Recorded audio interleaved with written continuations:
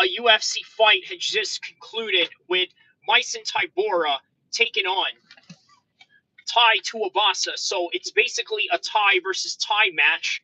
And guess what? From the very beginning, the fight was an absolute barn burner from the very beginning. I mean, Tybura came out with a front kick, tried to establish dominance in the center of the cage straight away. And then what happened in the process?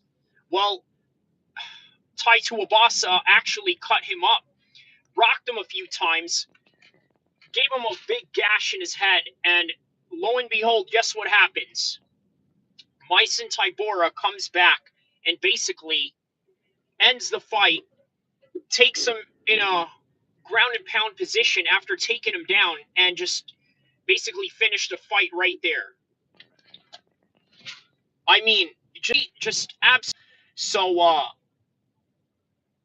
what's going on here? Is this on? Okay, sorry about that. All right, just making sure that we're on and popping right there. So, okay. So, right, let's talk about the co-main event of the evening as well with Brian Lonzi.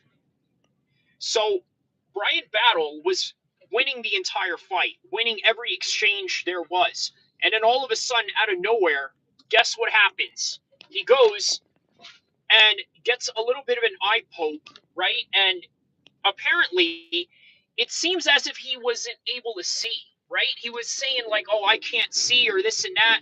The doctor was going to give him 5 minutes. But as soon as you say you can't see, man, the doctor literally has no choice but to stop the fight immediately. And so that is exactly what the doctor did, was stop the fight in the middle of that. And then after he stopped the fight, it looked like they were sort of trash talking each other, saying, yeah, I'm gonna end you or unalive you and all that, and I'm gonna fight you in a parking lot, and a lot of emotions that were going on in that particular fight, right? And then obviously Open St. Preux, he had a decision win, just as I had predicted he was going to. Made a great account decision win over Isaac Dulurjarian. Sorry if I mispronounced his name in any kind of way, but that was a good fight as well. There's every one of those fights was all right. It was just another fight night in and of itself. But obviously, Tybura and Tybura was the fight of the night, at least in my opinion. The way that they had gone at it, right? I mean, he may have lost, but man, drawing first blood like that, I think really says a lot in Tybura and his particular trajectory of his career right now, right? He was able to withstand that, but also show that Tybura is a tough fighter and a fighter that can cut you and hurt you at any given time. But as a result, this is what we got. We were able to get an exciting heavyweight fight, and then we got some controversy with Ryan Battle and Longasay. Sorry if I mispronounce his name. I'm not the best at pronouncing African names or anything like that, but Brian Battle did a great job. But once again, a no contest is a no contest. This is just what happens as a result. So what else is going on in the MMA world right now, right? Aside from the fight night that just happened. So Jose Aldo is coming back to fight in UFC Brazil at 301 in May 4th. So around May 4th, he's going to be coming back to the UFC to fight this guy named Martinez. Now, what do I think about it? I think they set this guy up to get a good win because Jose Aldo is a Brazilian hero, and nonetheless, as a result, this is what they're going to do, is give him an easy matchup that is stylistically going to be beneficial for him so that they can have a great show and have a happy ending as a result of that. What else is going on in the MMA world in the current moment of time right now? How about the heavyweight fight earlier tonight in boxing? At least in the boxing side, you had what's the guy's name? Joe Joyce taking on Cash Ali. Very exciting. Obviously, Joe Joyce is always the type of fighter that you know him to be. Very slow, very plotty, just doesn't have the best footwork. but got the job done in the 10th round against Cash Ali. For those of you that don't know anything about Cash Ali, this brother fought David Price, was beating him, and then out of nowhere bit him. So once again, kind of similar to what happened tonight at UFC, right? With Brian Battle and Longasay. Very similar in that fashion. Because obviously Brian Battle was winning the battle, but unfortunately, it was one of those situations, no pun intended. He won the war, but lost the battle. And what do I mean by that? Well, obviously, he had won based on the fact that, well, he won the war, right? Because he was winning the fight. But on paper, that's not what it says. What it says on paper is that you were in a no contest fight because you eye poked him. And as a result, that's just what you got. And how about the melee that they had going on, right? By the way, guys, don't forget to like and subscribe as you guys are watching this right now, as I give you guys a live coverage of the fight that just happened in UFC Fight Night, Bison Tybura and Tai Tuivasa. Where does Tai Tuivasa go from here? Well, I tell you what, this isn't one of those losses that you can look at and say, hey, you know what? Tai Tuivasa is done for. No, we're talking about two guys that are close in each other's ranks, 9 and 10. They're probably not going to move too far away from their rankings out of this particular fight. It wouldn't be in the same kind of similar fashion as, let's say, when you had Benoit Saint Denis, if he was to, let's say, beat Dustin Poirier. Because Dustin Poirier is sitting at number 2, whereas with Benoit Saint Denis, he was sitting at number 12. So if he was to beat Dustin Poirier, guess what? It would have made a great move up on his particular rankings, but that's not the case. So the fact that Dustin Poirier beat a number 2 guy, well, he stays at number 2. And the fact that Benoit Saint Denis lost to a number 2 guy, and he's number 12, he stays at number 12. So not much move has changed, and this is literally what we have with Bison Tybura and Tai Tuivasa. However, what we do have is Bison Tybura being able to snap his losing streak. Whereas with Tai Tuivasa, I mean, he's coming off of some knockouts and some wins. Obviously, one against Derek Lewis. But once again, it doesn't really change or move them that much. By the way, guys, don't forget to like and subscribe as you guys are checking this out.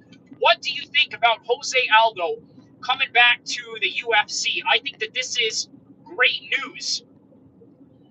Simply because Jose Aldo is a legend. Now, I want to talk about Jose Aldo for just a quick second. Let me take a look at the chat here. What do we have here? Hold on a second. Live chat. It says, what's up, fam? Rotten Zombie. What's up, Rotten Zombie? How you doing, man? Hope you enjoyed the fights tonight. Hope you're having a beautiful day.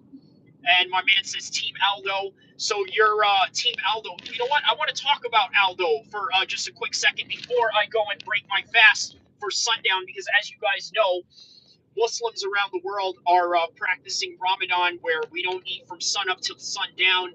And, well, I just went to go get my iftar food, which is Arabic for breakfast. Because even though breakfast is, in a conventional sense, in the morning, breakfast for us in this particular setting is in sundown. So let me talk about Jose Aldo just after I just talked about the fights. And I'm going to go over the entire card in a separate video. But I just wanted to sort of keep and touch bases on this particular matter at hand with Tai Tuivasa's fight and also Brian Battle and the controversy that went along with that. But now let's talk about Jose Aldo. So Jose Aldo was an absolute legend. I think that his particular fight with Conor McGregor really tainted his legacy. And let me tell you why. For one, here's something you got to understand. Jose Aldo was at a long winning streak, defended the title after title defense, right? He went after Mark Hominick. He took on Chad Mendes twice, right? And then on top of that, all of a sudden now he comes and he fights Conor McGregor, 13-second knockout, And then that was it. After that 13-second knockout, Jose Aldo came back, gave a good account of himself against Frankie Edgar. And by the way, UFC 200, which is interesting because guess what? We are on the verge of seeing UFC 300 sometime pretty soon. In fact, I think we are going to see a UFC 300 just right after Eid. So it's literally within the week of Eid after Ramadan ends. So, hey, it's a great present for a lot of the Muslim fight fans out there, right? You know, you're celebrating Ramadan, you're fasting all month, and you're looking forward to something to do. Obviously, Eid is going to fall sometime in that Wednesday of that fight week. And then in that particular weekend, guess what's going to come? UFC 300, right? How awesome is that? So it's going to be great. And Jose Aldo was part of UFC 200 after he lost to Conor McGregor. So it tainted his legacy. He was never able to get a title shot after that. And eventually, Conor McGregor, when he left the 145 division to pursue the Nate Diaz fight, to pursue the Eddie Alvarez fight, becoming a double champion, and then fighting Floyd Mayweather in the process, he then becomes the undisputed 145 champion once again. Through vacancy, by the way, which I believe was a vacant belt during UFC 200. Correct me if I'm wrong, just to make sure that my memory is intact in that particular setting, right? I believe that is when he won back his undisputed championship was against Frankie Edgar. So he went on to fight Max Holloway, and Max Holloway was basically the next man in line to take the crown away from Jose Aldo, and then in came the Max Holloway era. And then came Volkanovski, and now you have the lineage of Ilya Topora. So that is the lineage that you have going on with the 145 division. By the way, a division that really Jose Aldo created. And here's something I want to tell you guys about that particular setting as it looks like the sun is going down, and I probably got about a couple of minutes left before I can go and eat my food, break my fast. Max is a beast. That's right, Rotten Zombie. He definitely was a beast. And many can argue and say that some of those fights he had won against Volkanovski. But again, we'll never know because the trajectory that Max went afterwards, obviously he went on to fight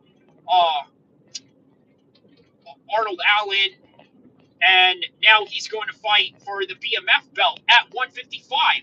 And then Volkanovski lost to Ilya Topora. So again, here we go. Sorry about that. So Jose Aldo in this particular time, right? He went on to box